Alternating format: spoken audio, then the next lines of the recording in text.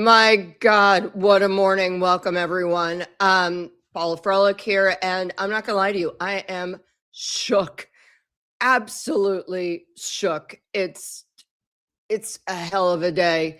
Woke up to this news that last night during the Washington Correspondents' Dinner at the Washington Hilton, there was yet another assassination attempt on President Trump.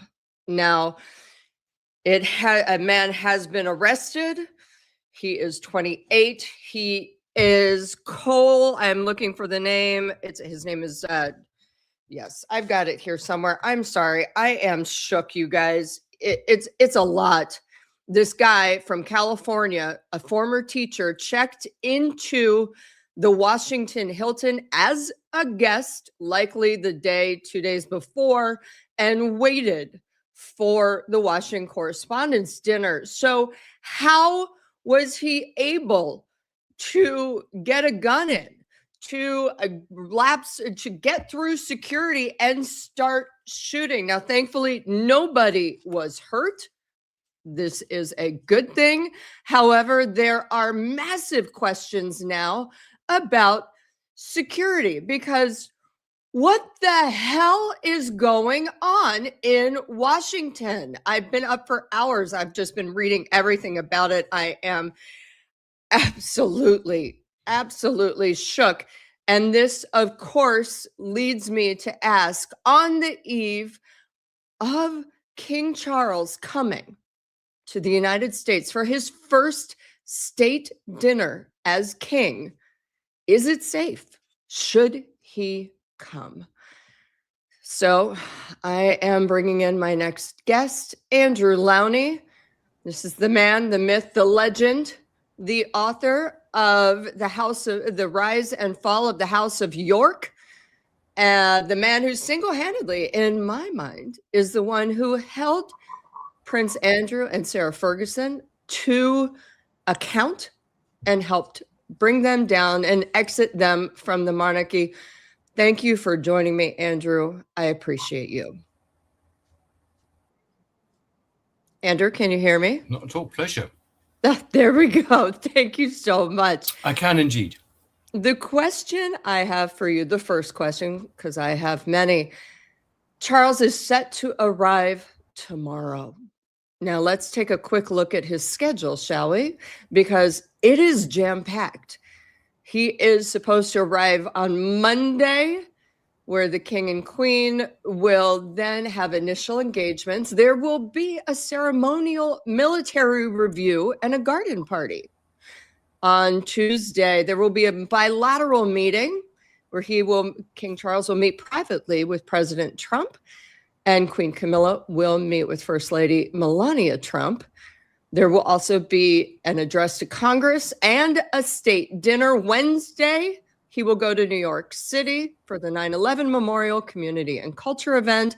Thursday, there will be a visit to Virginia, a cultural performance, and then they will both leave for Bermuda. Do you think he should come? Yes or no? Yes, I think he should come. I think he should come more to stop things going on as normal. Clearly relations between Britain and America are not as close as they've been, and I think this is an opportunity to repair. I'm so sorry to cut you off, Andrew. I think you're freezing up just a little bit. If you could re-answer that question, that would be great. Sure. I think the king should go, more so than ever.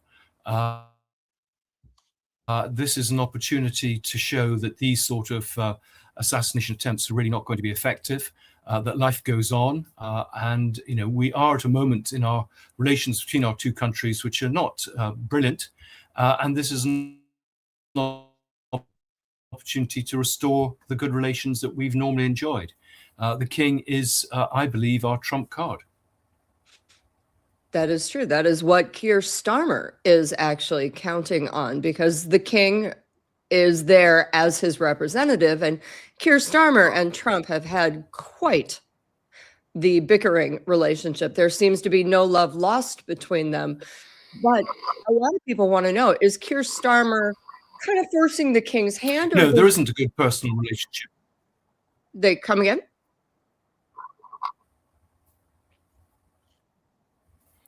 Well, we've been here before. I mean, the Queen was sent after Suez to mend some fences, same after Vietnam. We had the famous visit of George VI and Queen Elizabeth in 1939 to try and persuade Roosevelt to come into the war if war broke out. So I don't think this is anything unusual. These sort of things go on the whole time. I think the king and the president have actually quite a good personal relationship, though they're very different people. In a way, clearly, the Trump doesn't respect the prime minister. But Charles is charming, and he will find points of contact rather than points of conflict. That is a very good point.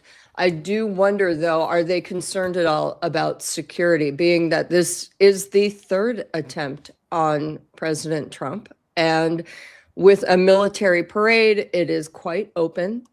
And if you think things might change to bring it a little bit more close to the White House.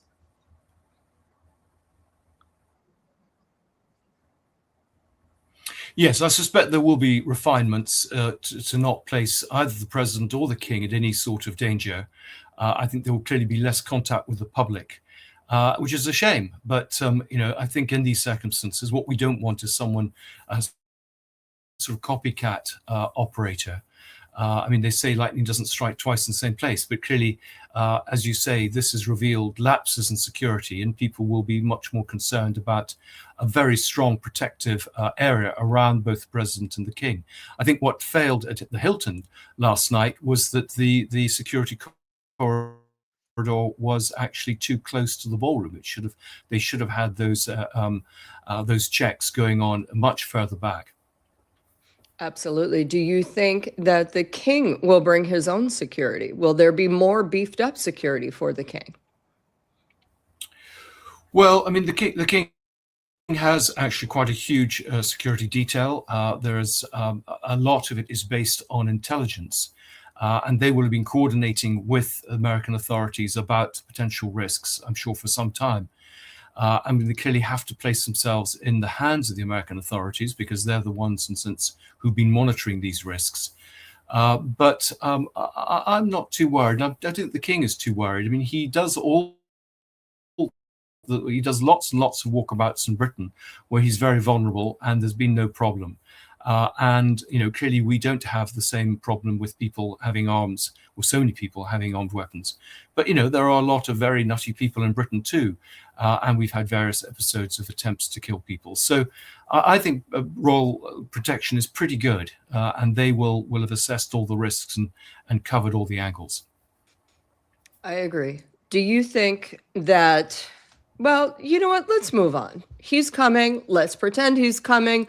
Let's say that this is going to be a great visit and it will go off without a hitch, at least on the White House and international diplomacy side. He also has some major issues coming out of Montecito, if you will. We've got the Harry issues. So, a lot of people are wondering just what is going on, especially since Harry now has basically come out and said, forget you guys, I am a working royal. He's gone rogue, if you will, and kind of flipped the bird to his father on the Sandringham agreements.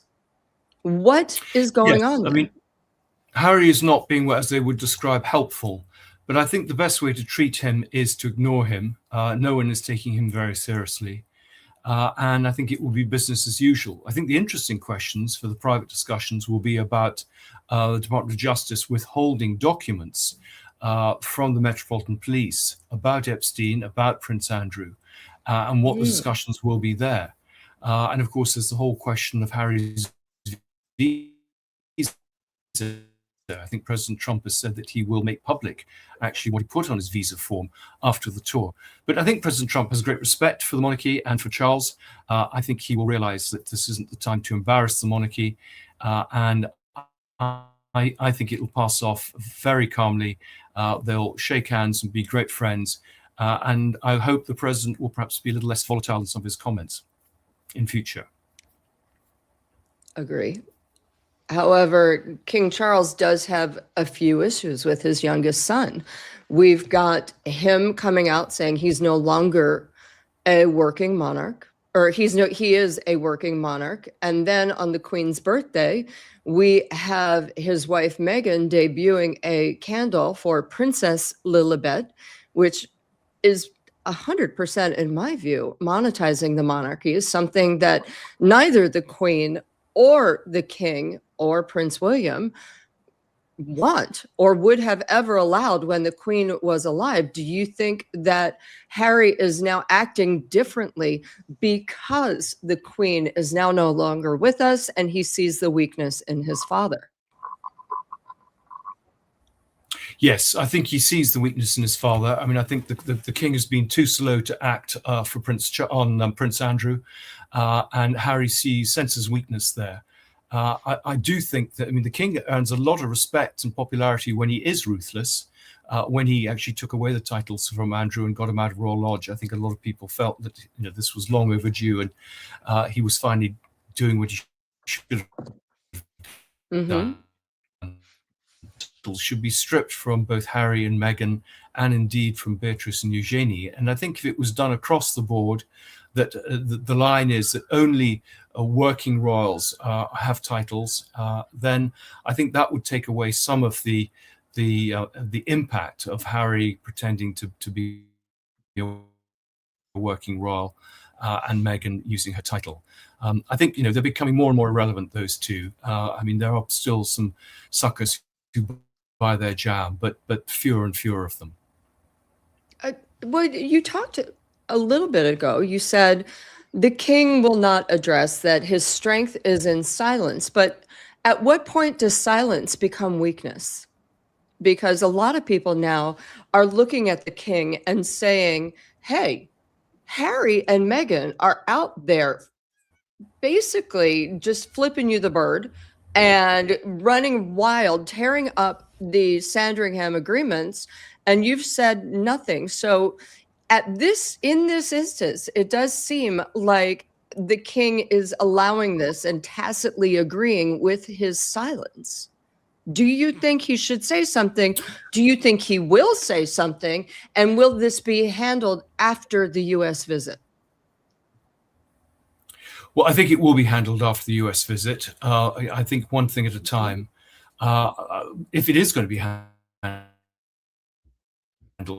I think the problem is that he's known as Charles the Ditherer. He can never make a decision, and he kind of hopes the problem's going to go away. But I do agree, he does look weak. He does need to be seen to be doing something. I think he would earn a lot of respect if he did. And there's clearly a bit of a power play going on, and William is on maneuvers. And I think that something has to be done. I think that there are a lot of things that Charles could do actually to address a lot of concerns that there are. There's declining support for the monarchy here. It's lost a lot of trust because of Andrew, and there is a sense that they do need to be less secretive. They do need to be more proactive in how they engage with the media. They need to be certainly more open about a whole series of things, apart from their finances, just the way they deal with their records, for example. We've just had an official biographer for the Queen. Well, I think the obvious thing would have been just to throw all the papers open at the same time and let historians fight over it, not to have some sort of piece of hagiography, which is more suiting to the 19th century.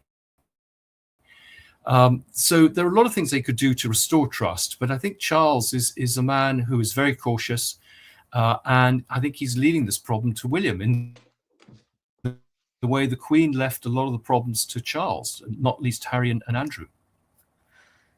I understand the similarities there, passing the buck, if you will. But again, when you said King Charles's popularity got a boost when he acted decisively on Andrew, I think in some ways Andrew has now been sidelined, and the public is really looking at Harry and thinking this is a huge problem. Will he not do anything? Well, I think that maybe, I don't know what the reasoning is in the palace, but it may be that Harry will hang himself, in effect. He does more and more stupid things. He looks more, obviously, he's monetizing his position. He, in some ways, the greatest contempt would be to ignore him. But I do think, and rather engage with him, because in some ways he's going to run out of gestures that he can make to make himself appear difficult. I'm sure there are discussions that can be had. I'm sure Harry wants to be back in touch with his father. I'm sure the king would like to see his grandchildren before he dies. And I think that's the sort of private discussion that needs to go on. And if pressure can be quietly put on behind the scenes, saying, look, this is very unhelpful to be making these statements. And I think if Meghan and Harry can kind of be separated, I think that's the key. That was what they did with the Duke of Windsor and Wallace Simpson. He came back to see his mother on his own. Discussions were always held with him, and Wallace was kept out. And that's sort of what they need to do here. But I do think that the Markles are beginning to sort of hang themselves with their own bizarre behavior. I think it's hilarious that you call them the Markles, because clearly someone is wearing the pants in the family, and it is not Harry. I do wonder, though, No, it's not. I mean, yeah, go ahead. Well, I mean, there's a long tradition of weak men in the royal family. I mean, that was the problem with Duke of Windsor, again, having a very strong wife. It's a problem with Prince Andrew. I mean, it was just to a certain extent the problem with George VI. So, I mean, there is a long tradition of men being dominated by their wives in the royal family, I'm afraid. You are not wrong on that. And in that vein, a lot of people are saying that Harry is this generation's Prince Andrew and this generation's Duke of Windsor. Now, I'm not saying that Harry had anything to do with Epstein or women, but I am saying that Harry is the weakest link, and that this, in some way, could actually bring down the monarchy. What do you say to that? I don't think the monarchy is going to fall. I think it may become less relevant to a younger generation, and that must be what worries them. I mean, clearly there are embarrassments there. There's a growing lack of respect and trust. And I think what's extraordinary is the royal family are at this crossroads, and they could be dealing with some of these issues, even if it's just dealing with the concerns about their wealth and the way they protect it, and they don't pay tax, and they're very secretive. Even if they just dealt with that, leaving aside Andrew and Harry, I think that would go some way to returning them to the popularity they enjoyed a few years ago. Harry is not bright, like the Duke of Windsor and Andrew. That's one of the problems. I don't really buy the argument of the spare, because there are plenty of spares in the royal family who knuckle down and get on with the job as supporting actors. But clearly, Harry, in the hands of Meghan, has turned into a bit of a time bomb, and that is their problem, trying to deal with her as much as dealing with him. Well, and also, when you think about it, I've had somebody talk to me about Birmingham. So he is coming this summer for Birmingham. He put out via his people, and again, this is why I don't think, and please tell me if I'm wrong, this is why I don't think that backstage conversations may be happening, because he always seems to leak them. In fact, he seems to like to have the conversations public via the press, which is ironic in and of itself, because, of course, he hates the press unless, of course, they're bootlicking him. Yes, but yes, go ahead. Yeah, well, exactly. I think there's this very odd relationship between the royals and the media. I mean, a symbiotic relationship. They need each other. The royals use the press. They use a mixture of patronage and pressure to keep them under control, to keep this curated narrative. And Harry, as you say, it's ironic, given the way he's treated the press, that he still feels that he can behave in the way he is doing and still get their support. So it's a complicated situation, but I can see why the hope is that Harry will kind of burn himself out by his actions, and let him kind of get on with that. Yes, and it's interesting, because he did let his friends, wink, talk to the media earlier this year and say, well, of course, I'd be open to an invite at Sandringham, because while the king does do Balmoral, he does the flower show at Sandringham around the same time that Harry will be in Birmingham for his Invictus Games meeting. So he let it slip that he'd be open for an invite. Of course, that would depend on who was there, wink, William, as well as, you know, he might need to go. Now, I thought it was very cynical, because it also means that he has not been given the taxpayer funded security that he let slip in January he was going to get. And a lot of people said he was emotionally blackmailing the king, saying, well, if you want to see my wife and children, you better invite us to Sandringham, because if he gets the invite, he gets major police protection. However, of course, he's going to get it anyway for Invictus, because they know he's coming. And if Meghan and the kids go, he will. The thing I wanted to know that somebody said to me, they said it's going to be much harder for perhaps the king to move on Harry, perhaps take his titles after Birmingham, because it will be seen as a racist move, as Harry will be seen to be supporting Birmingham, a city with a large minority and Muslim population. And if he takes his title after that, well, it will look like the king is racist. What say you to that? No, I don't think so. I mean, I think, you know, it should be part of a broad sweep of royal reforms. It's not just Harry and Meghan who will lose their titles. As I say, there'll be others like Beatrice and Eugenie, and that will deal with that problem.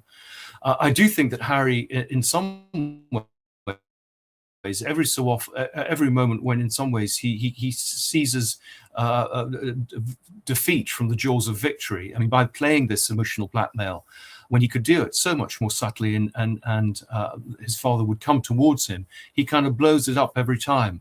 And it's about power play, it's about ego. And the problem is he's not going to beat the king on these sort of, when he brings up these sort of issues. But I don't think that the Invictus Games is going to change much. I think it's seen as a rather cynical ploy, as a sort of to launder his reputation.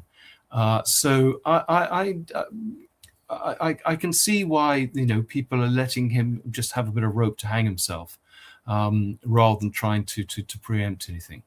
That's interesting. And do you think, now I did report last week that King Charles will not be issuing an invite to Sandringham. Do you think he might show up? Do you think Charles will change his mind?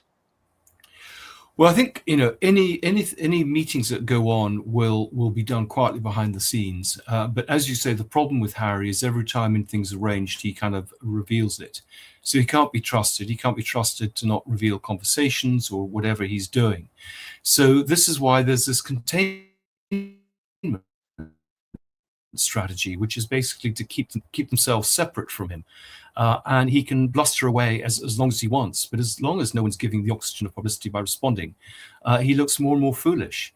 So I would suggest he changes his PR guy, because he's not really doing a very effective job.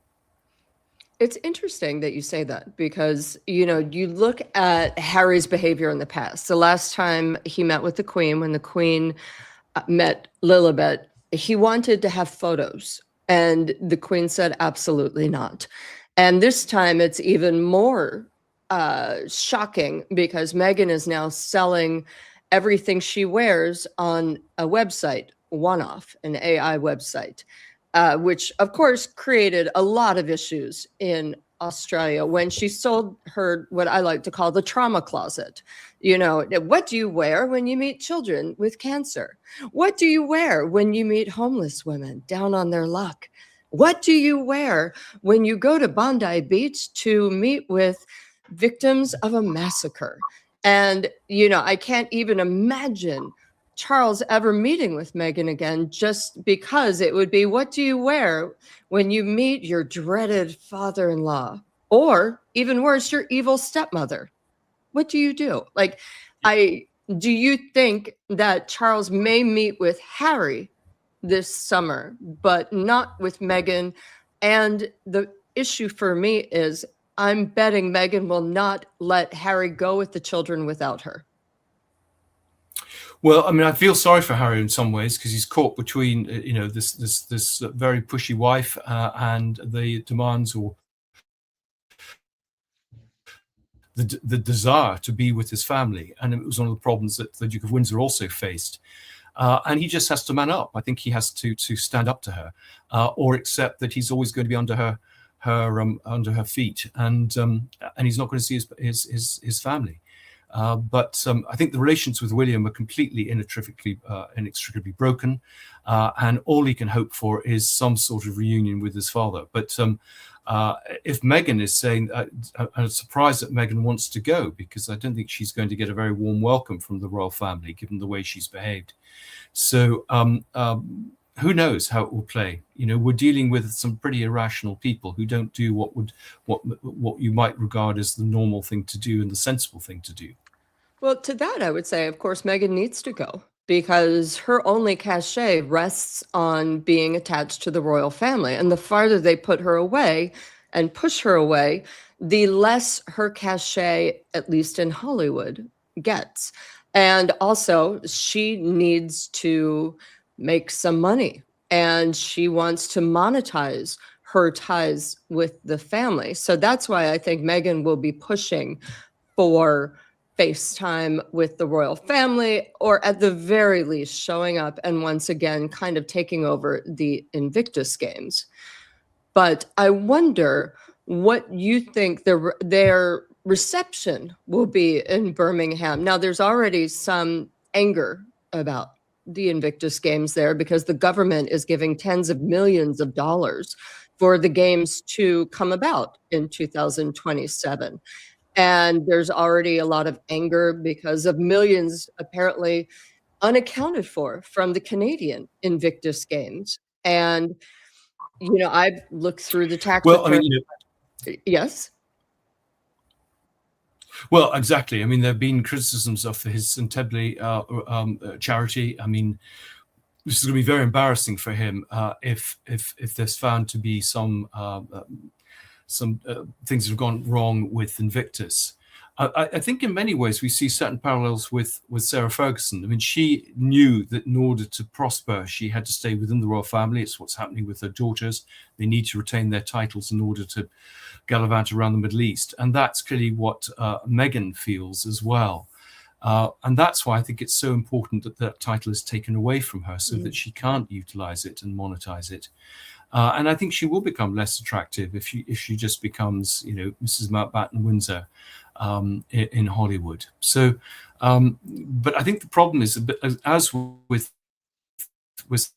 Sarah Ferguson, do you try and keep them inside the tent to prevent them doing any more damage, or do you act very ruthlessly and kind of cast them aside and just take the consequences? I actually think you cast them aside because at this point, they've been away from the family for 6 years. They haven't really had any contact for 4. And what damage could they do now? What could they say now that hasn't already been said? And any contact with them, of course, then gives them more fodder for a TV interview, a book, something else. And so, I wonder if it's not just the smartest thing to do to say, done. Do you? Well, I mean, I think that's right. I've been suggesting that they do that they do cut the titles. I mean, they probably do have stories. Who knows? What Harry can say about Camilla and about his father, and the way he treated Lady Diana, etc. So, there probably are some sensitive things there, as there are probably that Sarah can talk about things that might be embarrassing. So, this is their big problem. I mean, do they take the hit and then they clean up the stable and they start afresh, or do they kind of keep this sort of walking a tightrope, trying to keep people, semi on side but not too close? It's a difficult dilemma. But I think there's diminishing respect for Harry and Meghan. I think you asked about the reception of the Invictus Games. I think there's a real danger that they're being seen to launder their reputation by using the games and the way that Mm-hmm. Sarah Ferguson used to use charities, and people see through this. So, you know, as I say, they may be just painting themselves into a corner, and that's what the royals are letting them do. Well, and when the king arrives on Monday, this is what I find fascinating. Last week, or when they were in Australia, they come back, and then last week it was the Queen's birthday. Meghan, of course, launches the candle, and there we go, right on the Queen's birthday, to take away from the royals. And then the next day was Prince Louis's birthday, and Harry magically shows up in the Ukraine. Now, when King Charles arrives on Monday, Tuesday, Wednesday, Thursday, do you think there's going to be a daily barrage from Harry and Meghan in order to get the attention back to themselves? Well, that seems to be the playbook, that they're constantly trying to upstage their father. I mean, to be honest, William sometimes does it too with the king, and does things that they don't coordinate their diaries. Whether it's deliberate or not is a moot point. And I think it's a shame, because if they all worked together, there would be attention for all of them. And this was what Christopher Guyot, the Queen's private secretary, was trying to do, to have a proper chain of command and proper coordination between the households, which never really happened. So you have these competing kingdoms, in effect, who are all trying to upstage the other, of which Harry clearly is the most egregious. Well, it's funny because I had somebody in the comments say, I have a feeling Harry will show up and visit the Pope this week. It's, of course. I mean, don't you think Or go to the moon. Yeah. Don't you think international leaders are kind of getting tired of being pawns in Harry's attention game?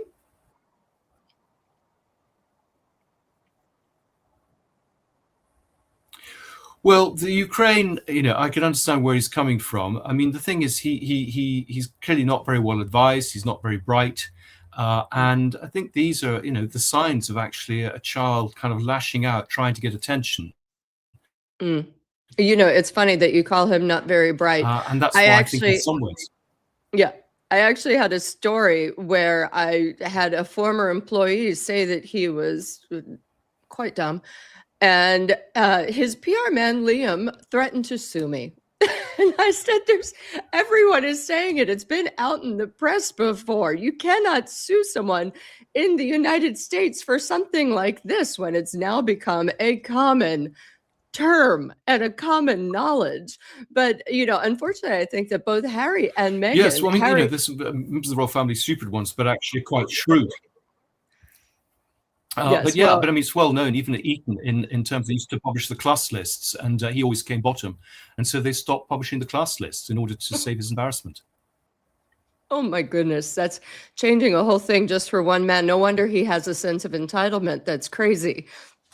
Now, getting back to King Charles and his visit here, he is still battling cancer. This is an insane trip. I do want to bring up the packed schedule once again. I mean, something every day, all day, multiple outfit changes, and then they go to Bermuda. What do you think is going to be the effect on with this? Well, I mean, do you think he's up for it? Well, I mean, he doesn't look well, but he is a trooper. I mean, exactly like his father. We remember the episode at one of the Jubilees where Philip caught pneumonia standing up in the barge, for hours on end. And, he will do his bit, even though he's completely exhausted. And maybe, there will be changes in the program to let him have some time for rest. But I think he's determined to see this through and do his bit.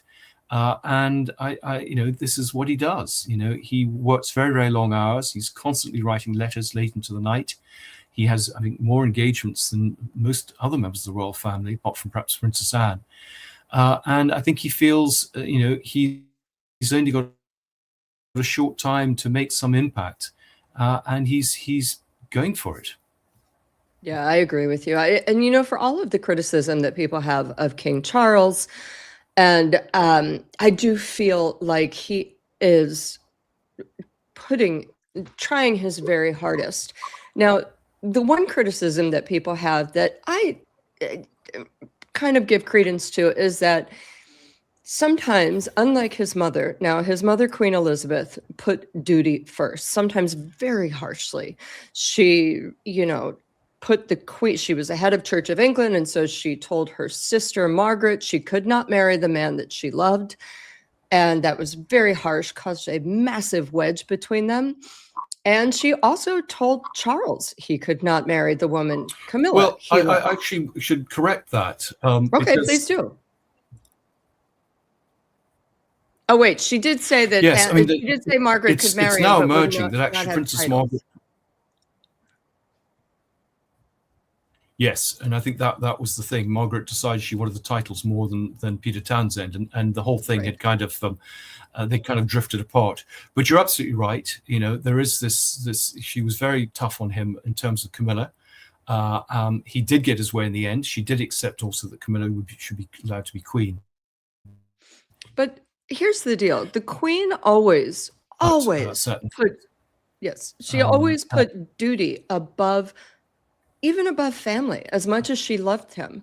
And I think the criticism towards Charles is that, yes, he is very duty conscious. However, he seems to be putting his relationship with Harry above the monarchy.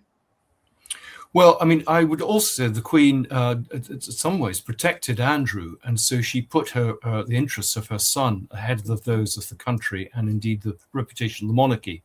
So she did have her weak spot, Mm-hmm. And clearly Charles has his weak spots. He's hoping he can do both. Reconcile with his son and meet his grandchildren, and still maintain a strong and respected monarchy. And it's a slightly different situation in some ways, because Harry is kind of cut off from the royal family, and I think there's quite a lot of public sympathy that the father should be able to reunite with his son and resolve their differences before one of them dies. And do you think in the end it will be left to William to deal with? I think that is a danger in terms of reforming the monarchy. I don't know about reconciliation with members of the family, but I think William has a much clearer sight of what needs to be done in order to maintain the position of the monarchy and the respect. I think particularly helped by Catherine. And I think Charles is reluctant to grasp the nettle in a way. I think William can see what needs to be done. So it just waits. So many of these things will be solved by time. I don't think we're going to see charges laid against Andrew, but by the time any investigation is concluded, the king will be dead. Everyone will be moved on. Epstein will be a distant memory, and that's sort of the way they've operated for so long. That the wagon moves on, the story moves on, and somehow they're off the hook.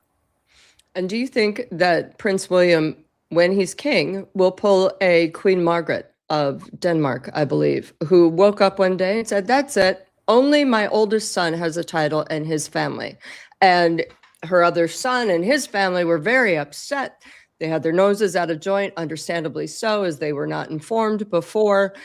And kind of were furious. However, they then came back and now have family meetings. Go ahead. Yeah, I think we can learn a lot from the European royals. We saw it also with Felipe and the way that he dealt with his father, King Juan Carlos. Was pretty decisive. And indeed, I think some members of the Spanish royal family went to jail. And we see it also with the way the Norwegian royal family is dealing with scandal there. So I think, there are some precedents in terms of, as you say, getting rid of titles and indeed abdicating. I have been saying that actually, in some ways, if Charles is seen to be complicit in protecting Andrew, in actually not letting the law take its course, and people have known about the problems of Andrew for a long time and done nothing about them, then actually he can use the excuse his health to abdicate. I mean, it's not, no one is going to lose any respect for him. And I think there is an impatience. I think he is a slight lame duck king in many respects. And people, you know, we see this jostling for position with William. We see a lot of the responsibilities that Charles had. The investitures are moving on to William. This is clearly one important royal tour that Charles is doing, but a lot of the royal tours are kind of being devolved down to William. So we're seeing a transitional monarchy in the way that we saw with the Queen in the last few years of her reign. And I didn't think there would be any shame in Charles actually stepping down, or it's saying there's some sort of dual monarchy going on here. You know, I'll be in Windsor signing my red boxes, but otherwise, I want this to be a shared responsibility with William. That will be interesting if it happens. A lot of people are saying, heck no, he's not going to do it. But we shall see, and I'm really excited to see him in the United States tomorrow. It's going to be a big deal. And Andrew Lownie, thank you so much. I really, really appreciate you coming. And for all of you out there who have not gotten Andrew's book entitled The Rise and Fall of the House of York, boom, go to Amazon right now. It is amazing. And I don't know, your head might pop off like mine did. Andrew, thank you, thank you, thank you so much. I appreciate you coming. Oh, pleasure. And now for everyone out there, I appreciate you guys. Thank you, thank you, thank you. I love you. Thank you for welcoming me in this community.